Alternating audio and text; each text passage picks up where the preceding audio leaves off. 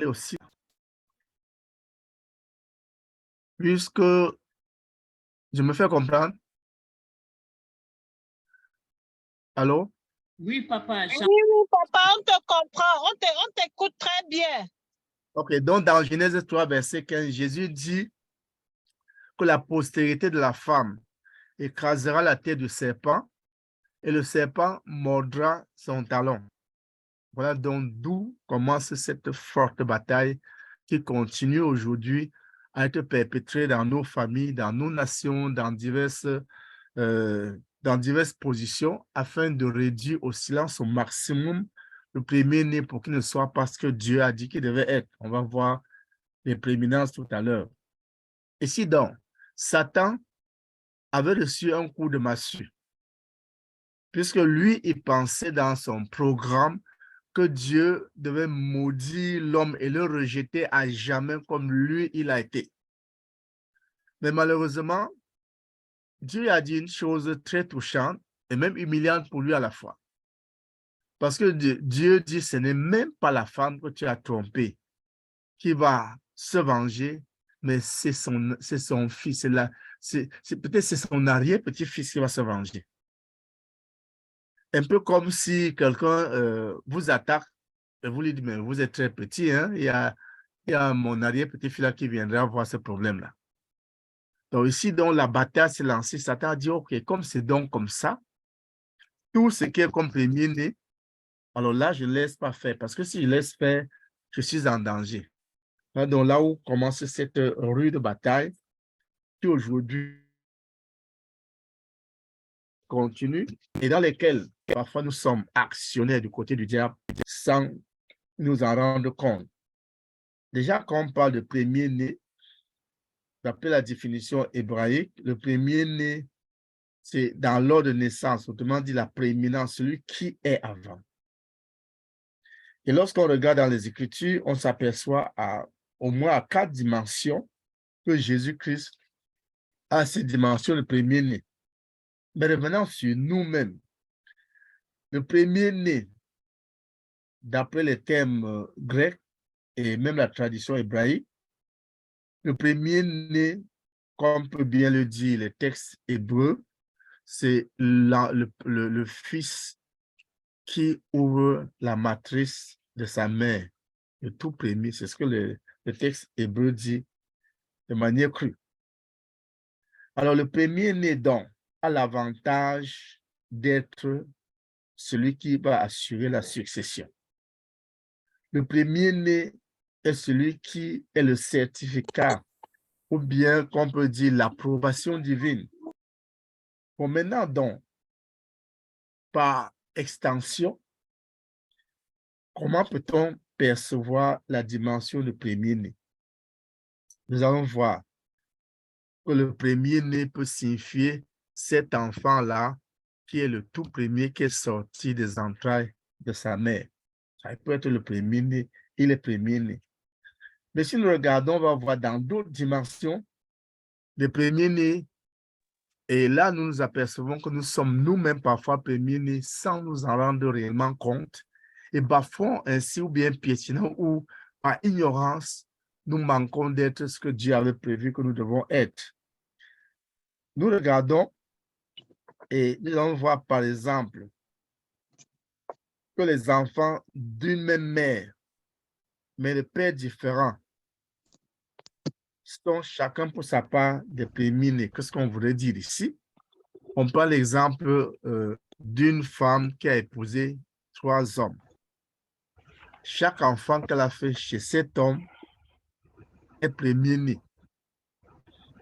On regardera en plus, on va voir également qu'il peut arriver qu'un homme, il épouse une femme et la femme en venant vient avec un enfant que lui, homme, il adopte comme son enfant.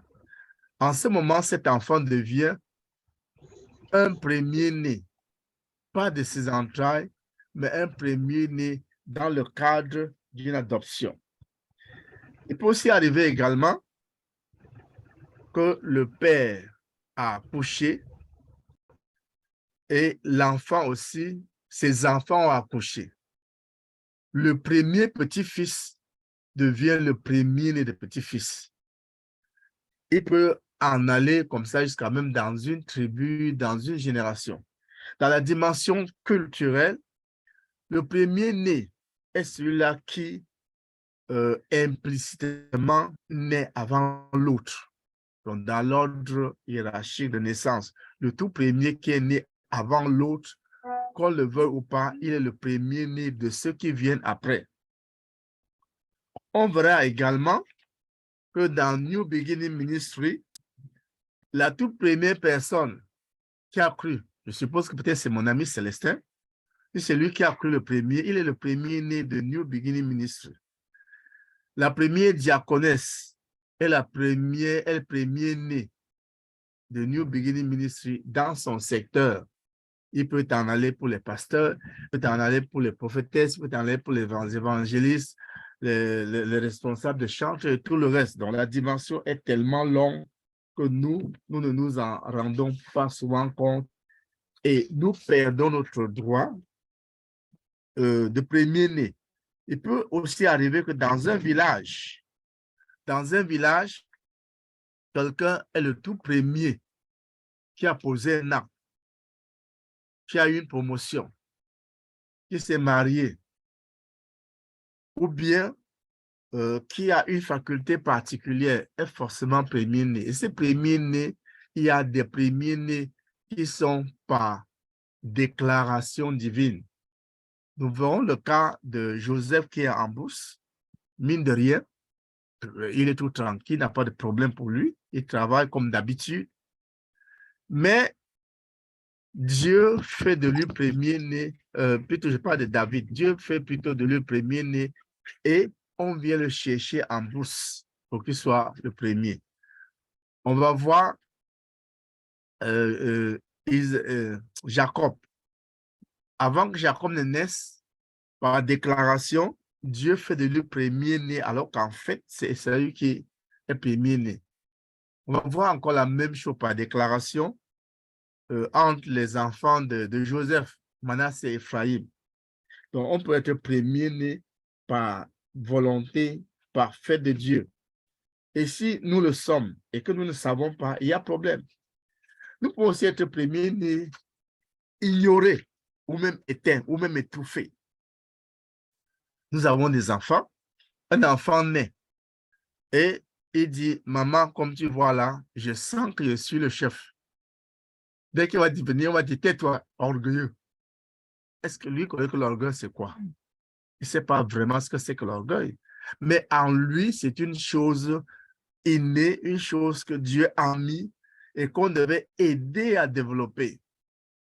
Mais au lieu de le faire, parfois on éteint. J'ai une histoire dans ma propre famille. J'ai une de mes filles. Quand elle est née, j'ai constaté qu'elle aimait beaucoup arracher les herbes, attacher les cheveux, les herbes, et puis ramasser des tissus un peu comme pour faire une robette. Alors, quand j'ai vu ça attirer mon attention, quelques temps après, j'ai réfléchi, non, il faut que je lui paye une poupée. J'ai payé la poupée. Elle était très contente. Elle n'aimait pas jouer les trucs attachés à ses affaires, de coup, les robettes, changer le modèle et tout ça. Pour finir, j'ai payé jusqu'à 3 poupées. Alors, elle changeait chaque semaine, elle change de tissu, elle change de modèle, elle change de style. Quand elle a fini son CP, j'ai demandé à la famille, qu'est-ce que vous pensez? On me dit non, elle fait l'enseignement général. Tout le monde a dit, j'ai dit, je refuse. Je frappe du poing sur la table, j'engage ma responsabilité de père, elle fait IH. Aujourd'hui, elle est une très bonne couturière parce que la chose était déjà en elle, avec cette prééminence, mais qu'on n'a pas pu discerner à temps. Nous arrive-t-il pas, par exemple, de voir qu'aujourd'hui, les métiers prometteurs, si nous prenons le pays africain, les métiers promoteurs, c'est la douane, c'est la gendarmerie, c'est la justice. C'est un peu là où il y a ce qu'on appelle les postes juteux.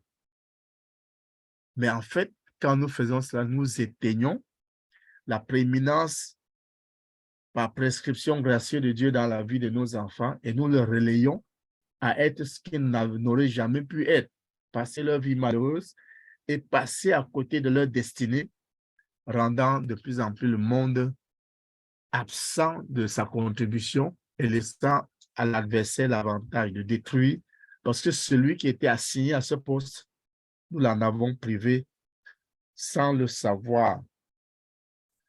Et lorsque nous continuons donc, on s'aperçoit que les premiers-nés avaient un privilège particulier. De sorte que dans l'Ancien Testament, on allait même jusqu'à racheter les premiers-nés. Les premiers-nés bénéficiaient implicitement d'une sanctification, étaient mis de côté comme spécifiques, comme ayant une grâce particulière. Et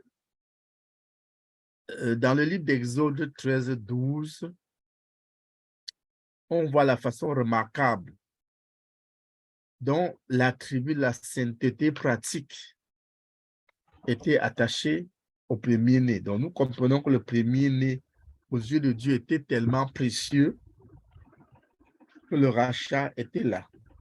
Or, pourquoi est-ce que tout cela pouvait être vraiment? Pourquoi est-ce que Dieu pouvait attacher tant d'intérêt? Et voilà, là, On peut continuer. On peut continuer.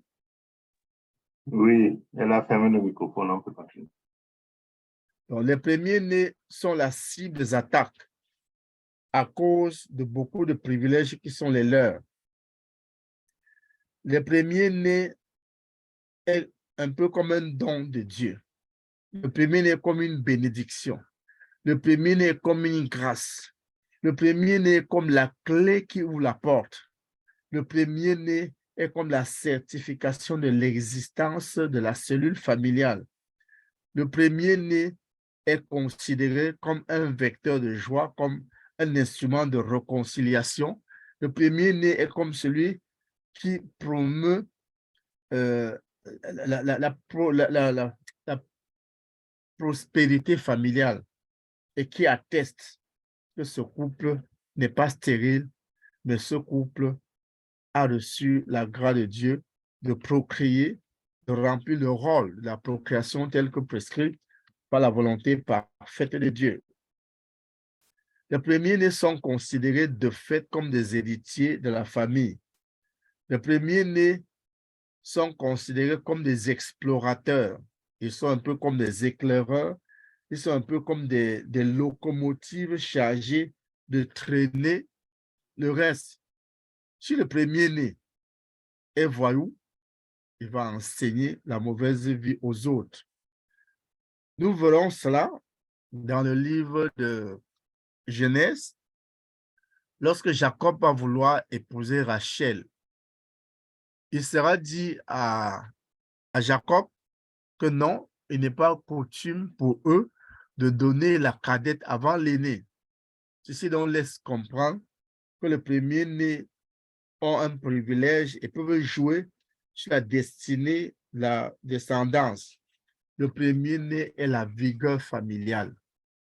Le premier-né a toute la substance parce que les parents ne sont pas usés. Ils ont encore toute leur vigueur, ils ont encore tout le fonctionnement harmonieux de leur corps. Ils ont tout ce dont il faut pour que le premier-né soit comme les premiers fruits, les prémices d'un arbre. Le premier-né donc symbolise la puissance des parents. On va voir par exemple que tout premier-né, non seulement il y a beaucoup d'attachement, non seulement il y a beaucoup d'attention, il y a beaucoup d'affection, il y a beaucoup d'amour, mais il y a aussi beaucoup de rigueur parce que les parents veulent absolument que ce soit une reproduction intégrale de ce qu'ils sont. Les premiers-nés donc sont le symbole de l'excellence parce qu'à chaque premier-né, on veut trouver des choses meilleures. Je me rappelle quand ma première fille était née, je suis allé payer presque tous ces produits à la pharmacie. J'ai refusé d'aller dans les boutiques parce que je voyais quelque chose d'excellent. Les premiers sont comme les têtes de la famille, sont comme les portes de bonheur, sont comme les piliers sur lesquels la famille est bâtie et sont comme les portes d'entrée dans la famille, dans l'alcool, dans de toutes ces choses, l'ennemi sait que s'il frappe de premier-né et qu'il devient voilou, la famille est déstabilisée. Mais est-ce que nous ne contribuons pas? Parce que quand on regarde les grands trésors cachés dans le premier-né, ils ont le symbole de l'héritage familial. Parce que tout premier-né, toutes les bénédictions, on lui donne. On ne laisse rien. Les premiers-nés sont les trésors cachés de la suprématie familiale. En tant que responsable à la tête de la famille, comme la clé qui ouvre et qui laisse percevoir qu'une famille existe. Parce que s'il n'y a que le père et le fils, et le père et sa femme, on ne peut pas encore parler de famille, puis il n'y a rien. Donc, la dimension de la famille nucléaire n'est pas encore. Les premiers sont les trésors cachés, ancrés dans les bénédictions paternelles. On voit comment, à chaque étape, que ce soit Abraham, que ce soit Isaac, que ce soit Jacob, ils donnent des bénédictions en commençant toujours par le premier-né. Les premiers-nés sont les trésors cachés qui conduisent à la gouvernance et la performance spirituelle en tant que sacrificateur de la famille. Donc, comme je disais tantôt, à chaque premier-né, on donne le meilleur. On veut qu'il soit différent, on veut que l'empreinte de ce qu'il fait, de ce qu'il dit, de ce qu'il sera, laisse des traces. Donc, on prend beaucoup de soin pour le premier-né. Parfois, jusqu'à le gâter sans le savoir. Parce qu'il y a des premiers-nés qui réussissent facilement à manipuler les parents. On les aime tellement qu'on ne peut pas les punir. On les aime tellement qu'on veut leur donner tout ce dont ils ont besoin. On les aime tellement que la réprimande à un certain niveau, on évite. Les premiers-nés, parfois, sont comme l'œuf dans les mains des parents. Donc, les premiers-nés représentent toute une succession de trésors et ils ont le droit d'aînesse. Ils ont le droit d'aînesse et ils ne peuvent pas être mis à côté, sauf si c'est Dieu qui l'a décidé. Maintenant, donc, nous allons voir, comme on venait de voir dans le cadre de Jacob, la bataille des premiers-nés. Jacob, Satan sait bien que c'est sa progéniture qui va bâtir la tribu d'Israël. Alors, qu'est-ce qu'il fait? Il fait tout pour que la tribu d'Israël n'existe pas, parce qu'il sait que si la tribu d'Israël n'existe pas, Jésus ne viendra pas. Alors, qu'est-ce qu'il fait? Il crée un conflit, parce que quand nous lisons les textes, il y a une vérité cachée à l'intérieur. C'est qu'entre Léa et Rachel, sa petite sœur, il y avait un conflit conjugal assez patent, assez réel, assez pertinent, qui se vivait. Alors, lorsqu'on lit entre les lignes, on peut percevoir que c'est Léa qui a cherché à humilier sa petite sœur en laissant l'opportunité à son fils de coucher avec sa servante pour que ça crée conflit. Et qu'à partir de là, peut-être que Rachel et la servante soient rejetées à son avantage. Dans les familles polygames, est-ce que ces choses n'existent pas? Mais nous qui sommes là, qu'est-ce que nous en faisons?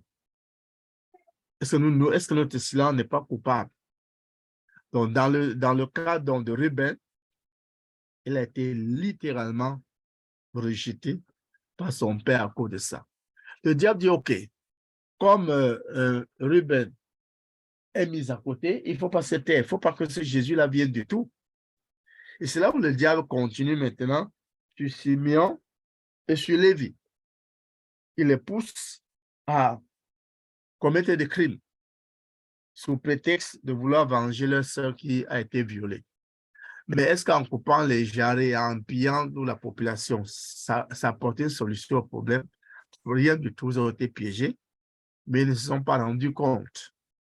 Alors, le diable a réussi à écarter Ruben, il a réussi à écarter Simeon, il a réussi à écarter Lévi. Là, il restait Judas. C'est vrai, Judas a eu la portion de la royauté, mais le rôle de premier-né, il n'a pas eu. Puisque lui, il a chuté en prenant sa belle-fille, Tamar. Le diable dit, OK, comme les cas là sont ravis, il faut foncer. Maintenant, on tombe sur Joseph. Joseph, à son tour, il est visé fort par la femme de Potiphar pour être déchu. La grâce de Dieu a prévalu, la pression de Dieu a prévalu, et on verra plus tard que c'est lui que le Père a établi comme premier-né. Donc, nous voyons comment dans une famille, la succession de cette bataille peut être prolongée. Et si vous êtes d'accord avec moi, vous allez accepter en regardant tout autour de vous pour une réalité que tous les enfants qui sont premiers-nés sont combattus, fortement combattus, terriblement combattus. De sorte que parfois, ils sont sujets à des malédictions venant même des parents, parce que les parents n'ont pas compris que ce que les enfants font, les difficultés qu'ils traversent sont des réels combats contre eux. On ne se rend pas compte. Mais sachons-le, les premiers-nés fondent l'alliance d'espérance. Parce que quand ils naissent, on espère que d'autres viendront. On espère que Dieu va ajouter. On espère que par eux, il y aura un plus qui va arriver. Les premiers-nés fondent l'assurance, la protection. Il n'y avait que 2 personnes, le père et la mère. Quand un troisième arrive, il y a la possibilité de renforcer les liens. N'est-ce pas que le livre de Somme 127 dit que les fils sont comme des flèches dans le carquois du guerrier. Et ainsi, à l'extérieur, le père ne craint pas parce que les fils sont là. Les fils établissent l'alliance de faveur. Forcément, parce qu'ils sont là, ils représentent une bénédiction, chacun pour Dieu, et sont des instruments pour la promotion de la prospérité familiale. Les premiers-nés sont l'alliance de gloire. Je me rappelle une histoire qui m'a fait beaucoup rire. Un jeune garçon a fait l'enfant avec son épouse, sa jeune épouse. Et quand l'accouché voulait entrer à la salle d'accouchement, malheureusement, la sage-femme a refusé. Il était triste, il est resté dehors. Finalement, on vient et on dit, Joël, voilà, madame a accouché. Il était content, il est entré, il a donné une bise à sa femme, il l'a embrassé, il l'a félicité. Immédiatement, allez, le voilà sorti, il se lance au terrain de football. Dès qu'il arrive, il dit à ses amis que hey, je ne suis pas venu pour jouer. Vous êtes, vous êtes encore des enfants. À partir d'aujourd'hui, je suis père, je ne suis plus n'importe qui, je suis plus de votre classe. Allez, prenez-vous, buvez. Et puis, il est parti à l'hôpital en courant. Malheureusement, quand elle est venue, madame n'était pas contente, comme elle dit, donc, quand j'avais le plus besoin de toi, tu m'as abandonné. Elle dit, mais tu ne peux pas comprendre. J'étais tellement content que je ne pouvais pas manquer d'aller dire à mes amis que je suis plus de leur classe.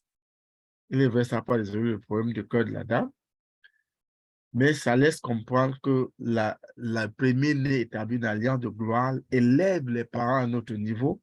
La perception dont on a des parents après la naissance du premier-né n'est plus la même chose. Dans l'Antiquité, les enfants qui naissaient constituaient des facteurs de développement pour la famille.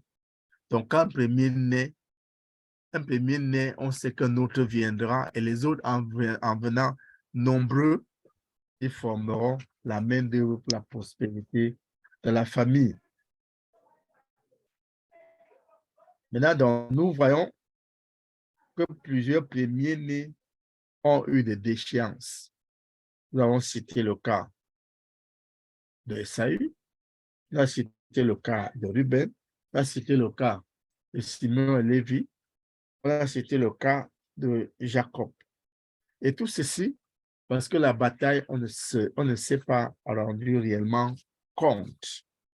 Alors, si donc nous regardons à travers l'histoire, nous verrons que les premiers-nés dans une succession ont été combattus. Adam est le premier-né de toute la création. Mais nous voyons qu'il a chuté. Et dans le livre de 1 Corinthiens 15, nous montre que c'est Jésus-Christ qui est le second Adam, qui est le premier-né. Nous regardons le cas de Caïn. C'est Caïn qui était le premier-né. Mais Caïn a été piégé, il a raté sa priorité et c'est Seth, dans le livre de Genèse 5, qui a pris sa place. Lorsque nous tombons directement dans la lignée de la promesse, nous voyons qu'Abraham a eu 2 fils, Ismaël qui était premier-né, mais la bataille était tellement forte qu'il a été remplacé par Isaac. Isaac, à son tour, a eu 2 enfants, Ésaü et Jacob. Dieu, dans sa prédestination, a rejeté Ésaü et a choisi Jacob. Lorsque j'ai regardé un peu l'histoire des deux, je me suis posé beaucoup de questions. Et j'ai compris que le choix de Dieu était correct. Parce que Ésaü était chasseur. Et en sa qualité de chasseur, il n'était pas productif, il était destructif. Supposons que M. Ésaü va au champ et il veut un grand gibier et qu'il réussisse à tuer le rat. Après, il s'avance un peu, il voit qu'il y a un lièvre, il tue le lièvre. Après, il va un peu loin devant, il voit qu'il y a un buffle. Il va jeter le rat, il va jeter l'autre gibier pour prendre le buffle. Et le chasseur, lui, il ne sème jamais. Il est seulement destructeur, destructeur, destructeur. Alors que Jacob, il promeut la reproduction. On va voir également que dans la dimension du chasseur, c'est un homme égoïste. Il ne partage pas. Il est seul.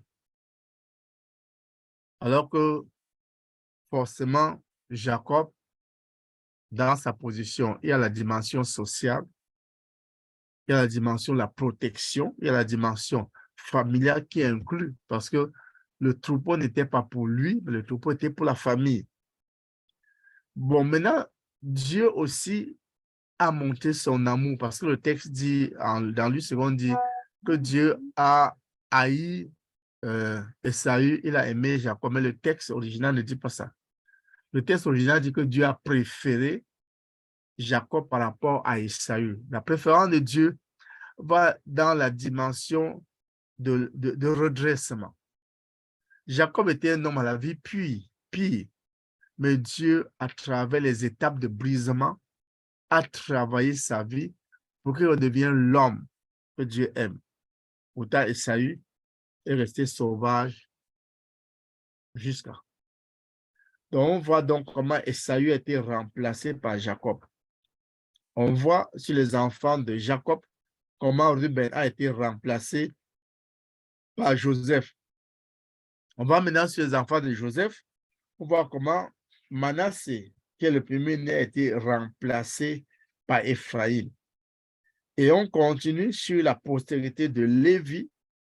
On voit que Aaron, qui est l'aîné, a été remplacé par Moïse. Si nous allons dans nos propres familles, nous serons conscients que la déchéance de premier-né est une réalité. Peut-être nous-mêmes, nous sommes premiers-nés sans le savoir. Peut-être nous sommes premiers-nés dans un cadre ou dans un autre. Peut-être Dieu nous a hissés dans la famille à un certain niveau, en sorte que nous nous rendons compte que sans nous, ils ne peuvent rien.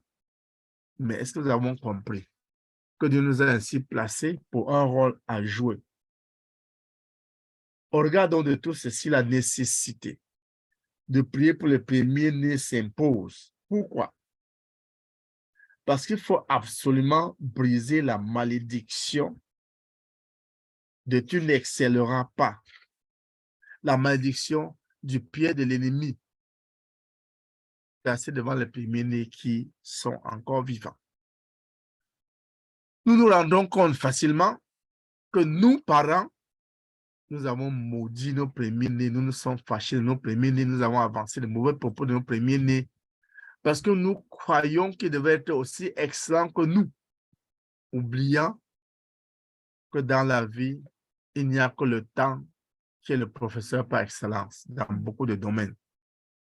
Bon, nous voulons un petit enfant de 5 ans, il a commis une faute, nous le tapons jusqu'à vouloir sa mort, alors que l'enfant n'a même pas l'idée de ce à quoi ce que nous lui exigeons en fait. Il ne mesure pas la portée de ce que nous lui demandons. Est-ce que nous n'avons pas été coupables bien de fois? En tant que parents, est-ce que la notion de premier-né existe pour un enfant d'autre? Non. En tant que parents, tous les enfants que nous voyons en route, autour de nous, nous devons jouer le rôle d'encadreur. Mais si nous ne l'avons pas fait, nous avons raté notre mission. Nous devons donc prier pour le premier-né pour détruire l'agenda de l'ennemi qui veut transférer leurs droits d'aînesse aux plus jeunes. C'est important de regarder, de reconsidérer ces enfants avec l'amour qu'on avait pour eux dès le ventre. Revoir le parcours qu'ils ont traversé, le désastre qu'ils ont causé, le pire qu'ils ont fait à la limite. Pardonner, les reprendre à zéro. Replacer, ôter les mauvais propos qui avaient été prononcés contre la colère, la fâcherie, et prononcer des bénédictions en faisant des déclarations prophétiques. Parce qu'en tant que parents, géniteurs, notre parole dans leur vie compte. Donc nous devons prier pour les premiers-nés pour remettre le plan pour les amener à rentrer dans le plan de Dieu et les amener à leur consécration pour permettre qu'ils soient acceptés de Dieu. Nous devons les reconsacrer à Dieu à nouveau. Parfois même, en payant des offrandes que l'on verse à Dieu dans la caisse de l'Église pour la circonstance. Nous devons prier pour eux pour annuler le modèle d'échange des parents. Ici, c'est pathétique. Dans la famille africaine, il arrive parfois qu'un enfant soit discuté. Dans la famille paternelle, l'enfant a un nom. Dans la famille maternelle, l'enfant a un nom. Moi-même, j'en avais. Mon oncle disait, je n'avais pas vu mon grand-père maternel. Mon oncle disait, voilà, ton père a pris ma petite soeur, il n'a pas doté. Donc, toi, le premier fils qui a accouché, or, c'est à moi que tu appartiens. Tu es mon fils, il n'est pas son fils. Alors, regarde-moi cet imbécile-là. Tu te ramènes l'argent, il mange pourquoi? Il a même quel droit sur toi. Du côté de mon père, il dit, ne pars pas chez lui. Hein? Regarde-moi celui-là. Est-ce qu'il était fonctionnaire comme moi? Donc, tout ça, parfois, ça trouble. J'ai trouvé un pasteur qui était partagé les deux côtés de la famille, lui avait donné le nom, ça fait les actes de naissance. Donc, le pauvre est partagé au milieu. Quand il va dans sa famille maternelle, on insulte sa famille paternelle. Quand il va dans la famille paternelle, on insulte sa famille maternelle. Il est tiraillé. Donc, il y a ça aussi qui existe et qui détruit la grâce attachée au premier-né. Donc, nous devons prier aussi pour ôter ces choses-là. On doit prier pour détruire la haine entre les pères et leurs premiers-nés. Le père veut que son premier-né soit une reproduction à 100% de lui-même. Et souvent, on insulte. Et les mamans connaissent bien ce que je veux dire. Quand l'enfant commet une petite faute, on ne lui fait pas de cadeau. Et tout ça, ça crée des malédictions et stoppe la vie de l'enfant. On doit aussi prier pour détruire tout ce qui a dû entamer la destinée de l'enfant, les disputes, les querelles sur des sujets diversifiés. Parfois, nous avons des préférences pour certains enfants plus que les autres. Ça choque les autres. J'ai vu un enfant qui, jusqu'aujourd'hui, ne s'est pas remis, bien qu'elle ait fréquenté au niveau de master, parce qu'on a aimé sa petite soeur plus qu'elle. Et comme sa petite sœur était plus intelligente qu'elle à l'école, alors elle était ridiculisée. Jusqu'aujourd'hui, malgré tous les efforts, ce n'est pas encore vraiment remise. Et son père, fixant les yeux sur ses erreurs, refuse de la prendre, prier pour elle et la combler de grâce et de bénédiction. Donc, nous avons intérêt à prier pour le premier-né à cet effet. Nous devons aussi voir quelles paroles négatives qui peuvent avoir été prononcées contre eux à des moments donnés. L'attente qu'on avait envers eux n'a pas été remplie et nous nous sommes fâchés. Nous avons intérêt à prier pour les libérer de ces choses. Nous devons aussi annuler la consécration, prier pour annuler la consécration aux esprits. Dans chaque famille africaine, il y a l'idolâtrie établie, l'idolâtrie familiale, parfois l'idolâtrie de toute une tribu. Chez les Banjoun, par exemple, à l'ouest, il y a une herbe qu'on appelle Tojon. Chaque fois qu'un enfant naît, même si l'enfant est en Australie, on doit aller chercher cette herbe-là à la chefferie, à envoyer pour qu'on puisse purger l'enfant. Ceci ramène et établit de fait l'enfant dans la liaison des divinités du village. Or, plusieurs de nos enfants sont comme ça et nous ne nous rendons pas compte. Et ça freine leur potentialité et leur réduit en arrière parce que leur destinée, au lieu de dépendre de Dieu, a été confiée à des esprits démoniaques qui, dans un droit légal, agissent. Et si nous ne prions pas pour les enfants, ces choses vont rester. Je me souviens, quelqu'un m'a posé la question, il me dit, j'ai constaté que chaque fois que tu bénis le mariage, tu demandes aux parents. Tu dis d'abord aux enfants de demander pardon aux parents. Et après, tu demandes aux parents de pardonner les enfants, de déclarer solennellement qu'ils libèrent ces enfants de leurs entités familiales. Je dis pourquoi? Parce que je ne voudrais pas que dans ce couple nouveau, les alliances héréditaires viennent influencer, que le divorce, que les bagarres et ceci s'introduisent, non? Que ce soit une base nouvelle. Donc, nous devons prier de cette manière pour restaurer ces enfants, parfois qui ont été soumis aux esprits de totem, soumis aux hôtels diversifiés, soumis aux esprits de la famille, aux esprits ancestrales, aux rituels peut-être de célibat et tout le reste.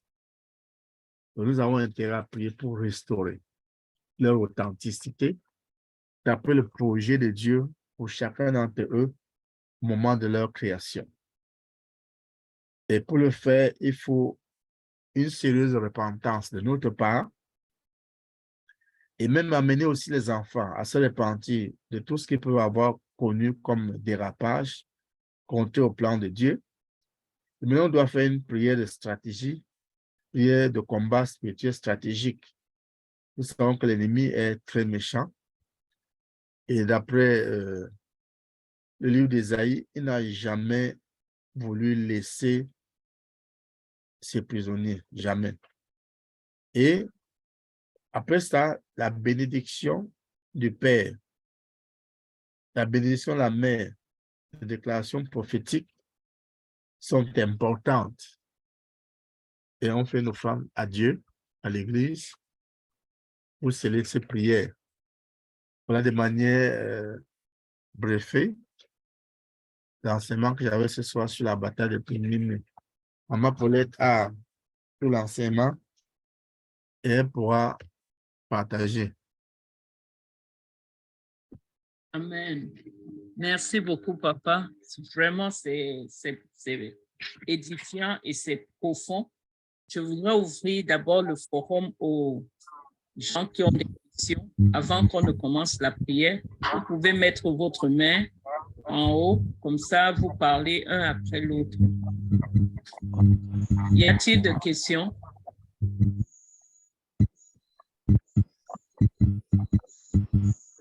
Estelle, je vois ton micro ouvert. Tu as une question? Oui, j'ai une question. Bonsoir à tout le monde. François. Tout à l'heure, le grand père expliquait que On ne parfois, t'entend pas bien. Tu peux t'approcher de ton micro. oui. Oui.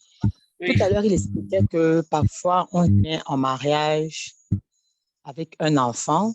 Ça peut être l'enfant de la femme ou ça peut être l'enfant de l'homme. Bon, lorsqu'on est dans la situation où, par exemple, il y a l'enfant, un premier enfant qui est naturel, qui est l'enfant, par exemple, de l'homme. Et après, lorsque dans le mariage, la femme aussi donne un enfant. Comment est-ce qu'on classe les deux? Parce qu'il y a le premier-né, qui est certainement l'enfant de l'homme ou de la femme. Le premier-né qui naît aussi de l'union. Qu'est-ce qu'on doit considérer? Qui est-ce qu'on considère comme premier-né? Est-ce que c'est l'enfant de l'union ou c'est l'enfant qui est né avant l'union?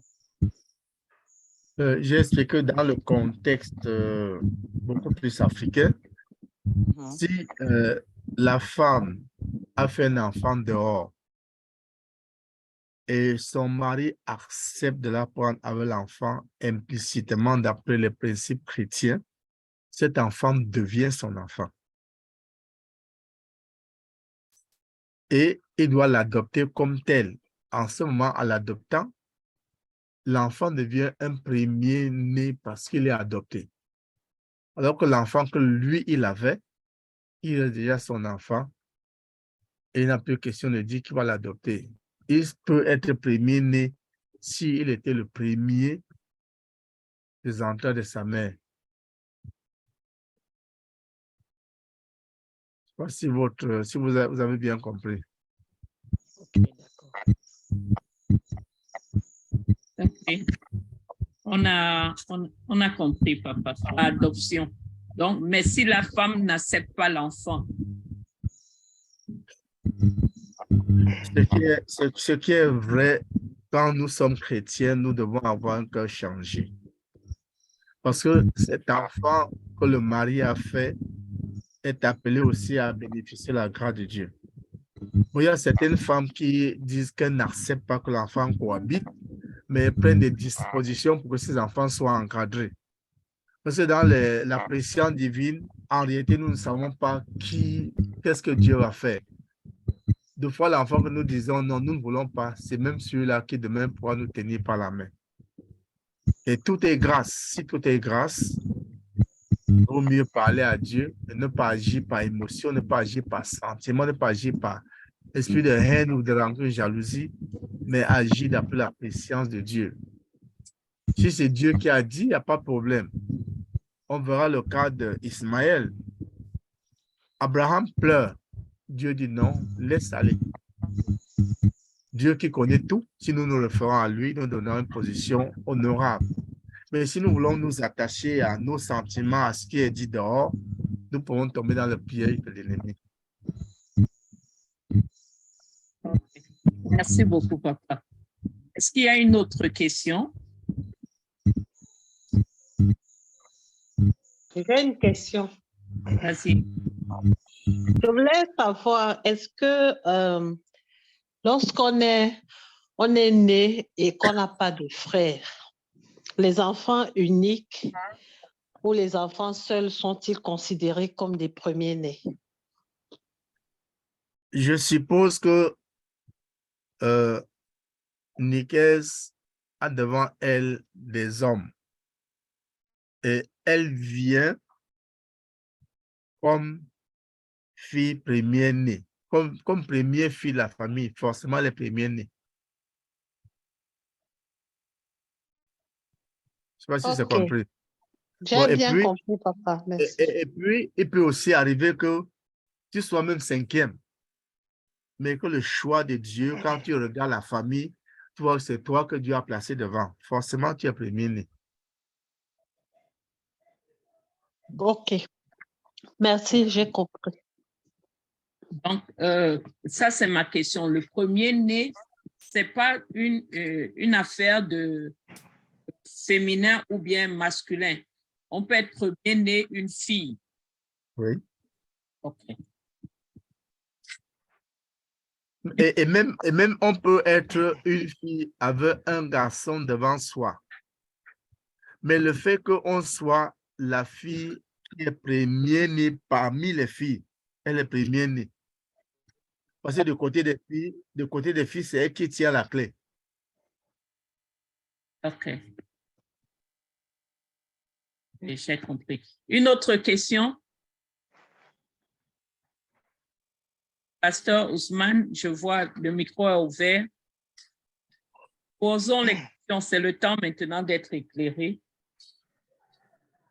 Oui, bonsoir. Bonsoir. Merci déjà pour l'enseignement, pour la prédication. Je suis vraiment très édifié par rapport à ça. Je voulais savoir un peu, papa, lorsque tu es un aîné, lorsque tu es l'aîné d'une famille et que tu as reçu le Seigneur Jésus, en esprit, en vérité, et que voilà, tu es intègre dans ta marche avec lui, est-ce que ce principe, disons peut-être que si entre-temps tu es en décalage avec les parents, et que les parents prononcent un certain nombre de paroles sur toi, peut-être parce que tu n'as pas suivi la même démarche spirituelle. Est-ce que c'est que les parents vont dire ou bien proférer contre toi pendant que tu es dans la foi chrétienne pourra avoir effet sur toi? Merci. David suit très bien ceci. Lorsque tu as cru, tu deviens, dans ton cas, tu es pasteur. Et en tant que pasteur, bien que les parents ne connaissent pas Christ dans sa dimension de Dieu, c'est toi qui deviens le sacrificateur de la famille, c'est toi qui deviens le pasteur de la famille, c'est toi qui deviens le responsable spirituel de la famille. Et si le domaine spirituel échoue, le domaine matériel échoue.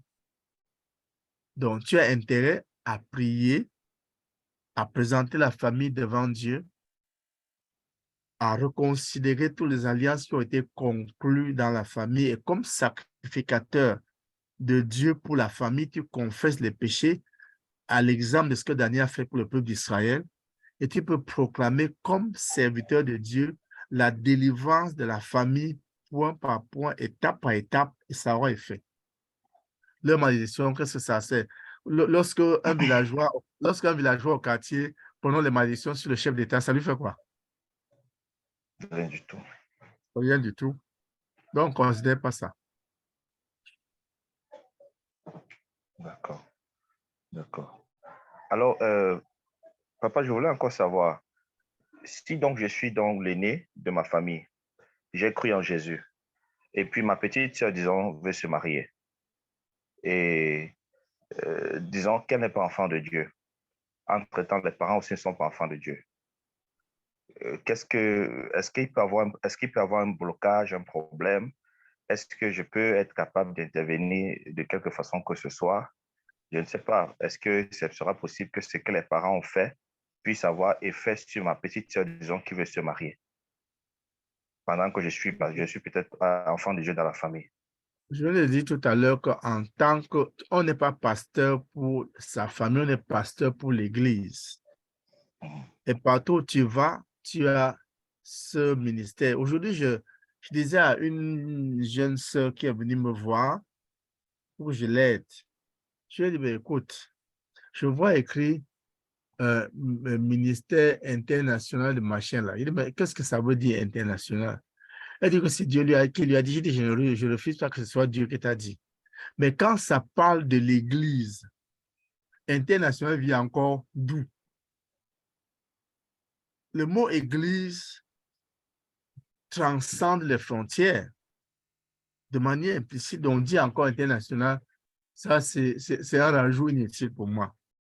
Alors, qu'est-ce qu'il voulait dire? Il voulait dire que déjà le simple fait que tu sois pasteur, tu es le pasteur de ta petite sœur. Et qu'elle ait cru ou qu'elle n'ait pas cru, tu as pour devoir de l'amener à la bergerie. Et quand on va sur une brebis, retiens que la brebis n'a pas de sagesse, elle n'est pas forte. Elle ne peut pas se diriger elle-même, elle ne peut pas se nourrir elle-même. On doit la conduire. Ce n'est pas parce que la famille te rejette que tu ne fais pas partie de la famille, ou bien que tu n'as rien à dire. Au contraire, en continuant à t'investir dans la famille, qui sait, Dieu pourra leur ouvrir les yeux et ils s'aperçoivent qu'ils sont trompés et qu'en fait, le vrai Dieu n'était pas celui qu'ils adorent, mais que le vrai Dieu était le Dieu de David. Donc, voilà Amen. comment il faut agir. Merci, papa. Amen. Donc, on continue avec les questions. Je sais qu'il y a les premiers nés sur la ligne. Donc, si vous avez des questions à poser, c'est maintenant. Surtout avec papa, l'histoire des gens qui ont été purgés avec l'herbe de... Il a écrit ça, hein, les gens de Banjoum, là. Si on a eu ce genre de rituel étant enfant, et malgré le fait qu'on est sorti du Cameroun et tout, et on se rend compte que dans nos vies, il y a certaines choses, il y a beaucoup d'attaques et tout. Quelle est la procédure pour pouvoir sortir de ces liens-là? Je pose la question seulement pour éclairer tout. Oui, merci. L'une des choses importantes, maman, c'est de faire une cartographie de sa famille spirituelle. Et lorsqu'on a fait la cartographie de la famille spirituelle, on se détache de manière littérale de toutes les alliances qui avaient été conclues. Chez moi, par exemple, quand il y a les affaires de funérailles ou les affaires de crâne, on ne me prononce, on ne me compte même pas. C'est comme si j'étais mort. Parce qu'on dit que l'autre là, ça ne lui dira rien, il n'est même pas dire ni lui ni ses enfants. Donc, lorsque nous avons fait la cartographie spirituelle, que nous avons remarqué tous les alliances qui avaient été conclues par les parents, par les ancêtres et tout ça, et que nous confessons, nous nous détachons, nous brisons les liens, ça n'a plus un impact sur nous. Et puis, quand nous allons jusqu'à regarder les auteurs d'affliction, c'est-à-dire ces alliances qui avaient été conclues et qui peuvent avoir un effet sur notre descendance. On se sépare de tout ça, on est libre.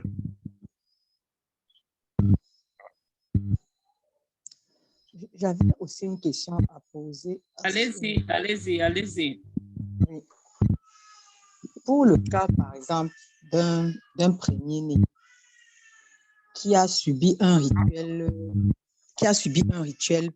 un rituel pareil, par exemple, par le biais du grand-parent. Et le grand-parent n'est pas forcément le parent de la maman. Quelle est la démarche à suivre? Bon, moi, je prends mon cas. Ma première née, quand elle est née, la grand-mère, c'est-à-dire, bon, l'arrière-grand-mère, parce que c'est la grand-mère du père qui est venue en portant le bébé. Elle s'est juste rendu compte qu'elle avait fait quelque chose en mettant dans la bouche de l'enfant. Bon, sur le coup, on n'a pas compris ce qui s'était passé. L'arrière-grand-mère en question ne vit plus. Dans le cas d'espèce, comment, ne connaissant pas la cartographie spirituelle, par exemple, de cette famille-là, comment est-ce qu'on fait pour briser, pour couper ce lien? C'est assez difficile que nous connaissons tout. Je prends l'exemple dans la tradition bantou. Quand la maman accouche un enfant, c'est chaque tante qui arrive qui va vouloir laver l'enfant. Et si on refuse, alors là, ça va créer un dilemme très dangereux dans la famille. Donc, il suffit simplement de voir peut-être des antécédents, que cette famille-là est comme ça, cette famille fait ceci, cette famille fait ceci, et on ne sépare l'enfant de ça. Même si on ne sait pas, on présente à Dieu que certainement, il y a comme ça, il y a comme ça, il y a comme ça. Nous ne sommes pas, tu ne nous as pas montré, mais nous séparons l'enfant de toutes les entités, de toutes les traditions, de tous les pactes du côté maternel, du côté paternel, du côté relationnel. Parce que quand vous parlez des tantes, tout ça, on voit que dans une famille, si j'ai bonne souvenance, il y a 32 lignées du côté paternel, du côté maternel, donc jusqu'à la 4e génération.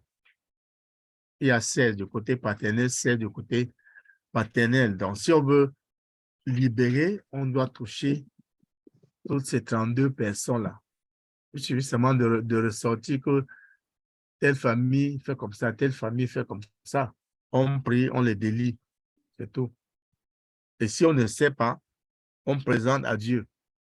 Que Seigneur, nous brisons ceci tel que l'Esprit va mettre dans la bouche. Et l'effet sera positif. Est-ce qu'il y a une autre question?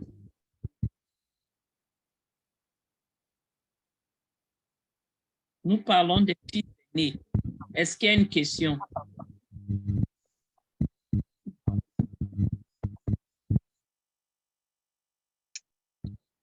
Oui, s'il vous plaît, j'ai une question. Vas-y. Bonsoir à tous. Bonsoir. Et s'il vous plaît, j'ai mon premier-né qui est vraiment un gros problème pour moi.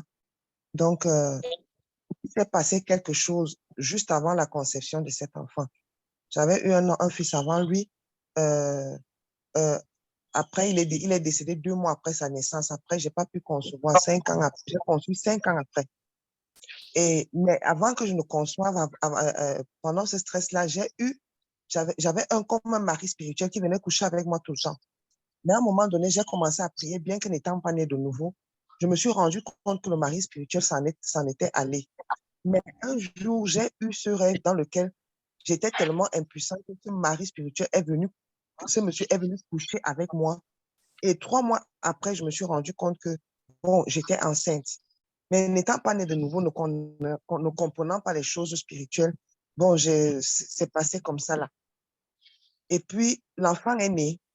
J'ai constaté que cet enfant a tous les caractères. Il n'a pas les caractères de son père, il n'a pas mes caractères. C'est-à-dire que tout le caractère de son oncle premier-né, son oncle paternel premier-né. J'ai toujours l'impression qu'il y a quelque chose qui ne va pas. Il y a quelque chose à laquelle je n'ai pas touché. J'ai déjà prié pour cet enfant, mais je ne sais pas. J'ai toujours l'impression qu'il y a quelque chose que je n'ai pas fait, quelque chose que je devrais faire que je n'ai pas fait. Comment faire dans ce genre de situation quand on a vu un esprit familier? Parce que je suis sûre qu'il y a une mauvaise semence en ce garçon. Merci d'avance pour la réponse. L'enfant, est-ce que l'enfant est homonyme de quelqu'un? Il est l'homonyme de son propre père. Donc, c'est le junior de son père. Bon, la chose à faire, c'est, je ne sais pas, je vais envoyer à Maman Paulette un enseignement sur le phénomène des maris de nuit. Ça permettra de lire, de comprendre les manifestations, les conséquences. Et dans ce document, il y a même une succession de prières. D'accord, merci. Je vais m'enseigner dessus parce qu'il y a beaucoup de gens qui souffrent de ça. Ok, je vais envoyer ça tout à l'heure. Ok. Merci beaucoup. Si je peux aussi aider, je crois qu'il faudra prier contre le mari de nuit, mais il faut aussi faire ce dont papa parle, de la cartographie de la famille. Et à partir de là, faire des renonciations à chaque nom sur quelqu'un qui a un pouvoir qui est établi dans la famille, que vous reconnaissez comme l'oncle maternel, vous reconnaissez qu'il y a quelque chose en lui qui n'est pas très droit, quoi. Donc, Chantal, je ne sais pas dans quel groupe vous êtes ou bien quelqu'un vous a invité, mais je peux vous mettre en contact et on va commencer à communiquer pour voir comment on peut vous aider. D'accord, merci. C'est une amie qui m'a invité. OK. Donc, c'est une amie qui m'a invité. En fait, le problème, c'est quoi? L'enfant a aujourd'hui 17 ans. Moi, j'ai grandi dans la foi et je n'ai plus ce problème de mari de nuit. Je le sais. Mais le problème, c'est quoi? C'est l'enfant qui continue à me tourmenter. Parce que je ressens quelque chose qui n'est pas de Dieu en lui. Je peux le ressentir de loin, pas son comportement, pas sa manière de faire. Il est très différent de ses frères. Mais de temps en temps, il revient sur les rails. Après, il commence encore à... Donc, j'ai l'impression que je sens qu'il y a quelque chose qui ne va pas. Et quand je regarde dans sa lignée paternelle, je me rends compte que les premiers-nés ont presque tout ce comportement-là. OK. Parce que moi-même, je suis premier-né de ma famille. Je suis première-née. Moi, je suis quelqu'un de... Le pont ne se dit pas gros, mais je ne peux pas dire que je suis responsable. Mais mon fils n'a rien de moi, il n'a rien de mon époux. Quand on parlant de caractère. Donc, j'ai l'impression que lors de sa conception, il y a une mauvaise semence qui a été plantée. Ok. En lisant le document, vous allez voir, parce que dans le document, c'est assez détaillé. Qu'est-ce qui peut établir le lien, d'où est-ce que ça peut venir. Ça vous permettra de faire des rétrospectives et pouvoir comprendre. Parce que les maris de nuit, parfois, peuvent venir des alliances sexuelles qu'on a eues dans le passé. Oui, je veux me marier avec toi sans le savoir, ainsi de suite. Ok. Donc, D'accord. la connexion avec la personne qui vous a invité, comme ça, elle vous donne aussi comment nous joindre après l'enseignement. Merci beaucoup D'accord. pour poser la question. Ok. Merci beaucoup. Merci. Merci. Merci pour la réponse. Mhm. Mapo, ta question. Bonsoir, bonsoir à tout le monde. Bonsoir. Bonsoir, Mapo. Allô? Oui. Donc, je voudrais juste savoir si la bataille d'un premier-né peut s'étaler sur les premiers-nés de plusieurs générations. Par exemple, je suis premier-né, j'ai un combat et puis mon enfant a aussi le même problème. Mon enfant qui est premier-né a aussi le même problème. Ça, c'est ma question. Dans le programme de Dieu, Mapo est né avec une prédestination, Mapo est né avec un objectif à atteindre, Mapo est né avec une destinée. Ton premier-né aussi est né avec sa destinée. Pas de combat, comme tu as les tiens.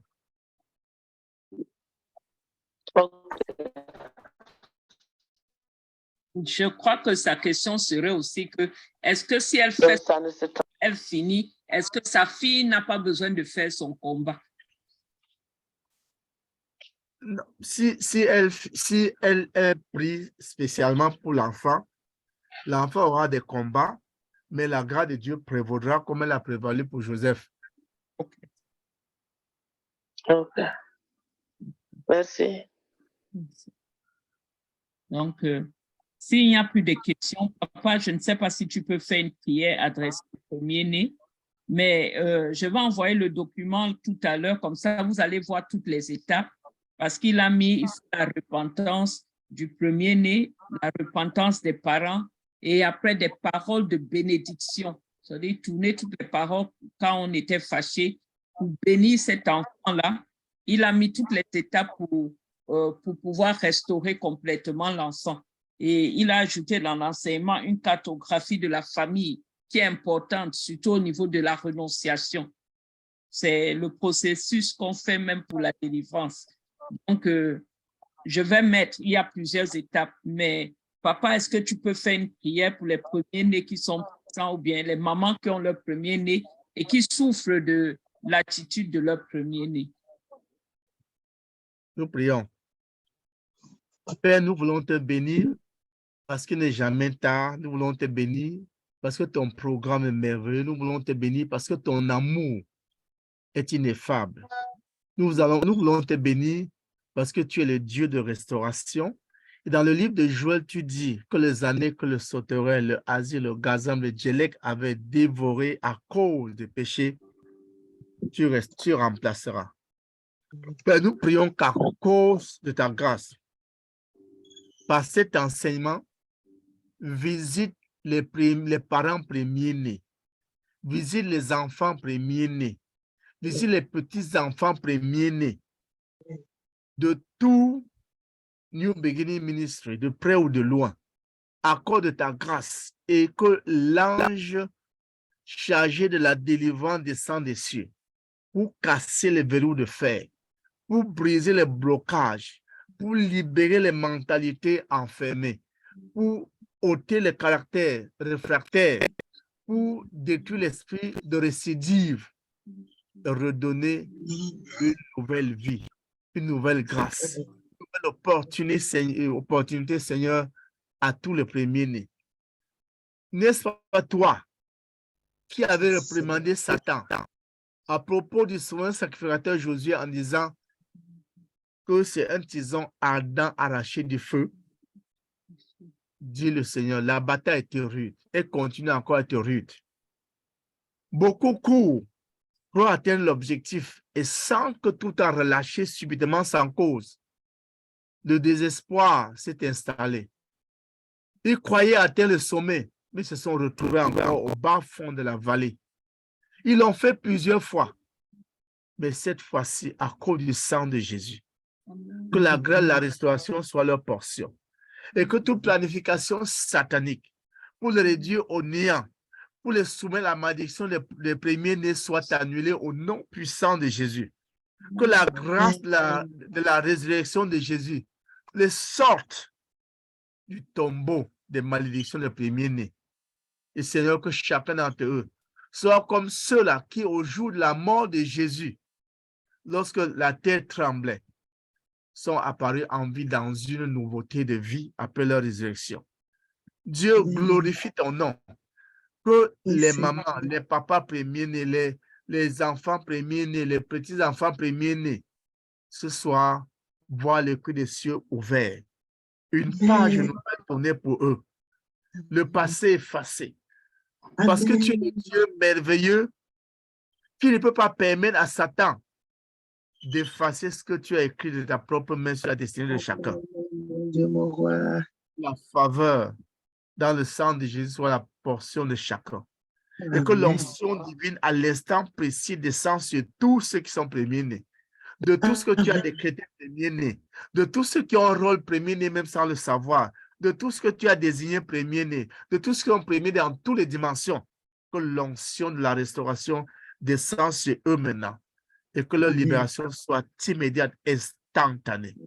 Père, qu'il en soit ainsi. Au nom de Jésus-Christ. Amen. Amen. Amen. Amen. Merci, papa. Merci. Donc, je vais envoyer le document tout à l'heure à ceux qui le réclament. Merci bien. Bonne journée et à jeudi prochain pour les prières. Merci. Amen. Au revoir. Bonsoir. Bye bye.